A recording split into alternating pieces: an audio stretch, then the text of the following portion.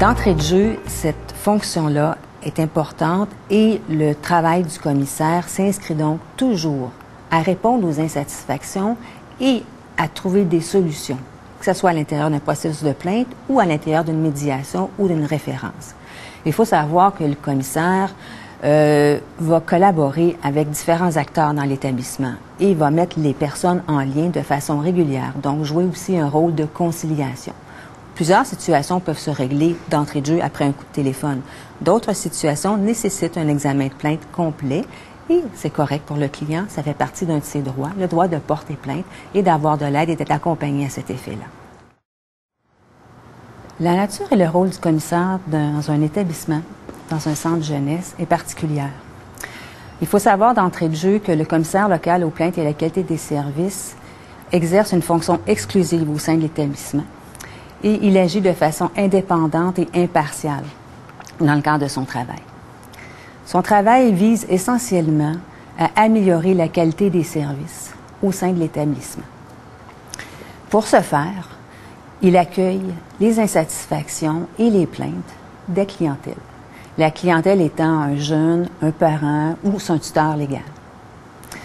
À travers son travail, le commissaire, donc, reçoit par téléphone les insatisfactions, les plaintes. Il démontre de l'empathie, une écoute très attentive face aux insatisfactions, parce qu'il a toujours l'objectif ultime de trouver toutes les solutions pour résoudre les problèmes.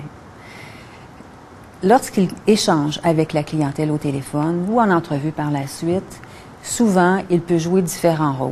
Dans les rôles qu'il peut jouer, il peut référer la clientèle, il peut trouver des solutions immédiates, il peut jouer un rôle de médiation, il peut aussi accueillir une plainte.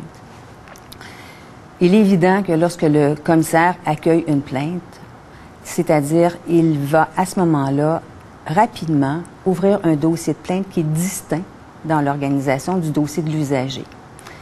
Il doit s'assurer à l'intérieur de ce processus-là, et c'est très important, que le client soit entendu et soit bien accompagné, car il a le droit d'être accompagné à travers le processus pour déposer une plainte.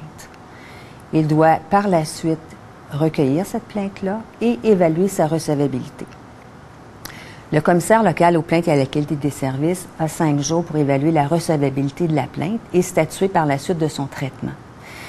Lorsqu'il peut envisager que des droits des usagers ont été lésés, non respectés, droit à l'information, droit de porter plainte, droit d'avoir accès à des services continus, personnalisés, droit de participer au service, à ce moment-là, il va recevoir la plainte pour examen.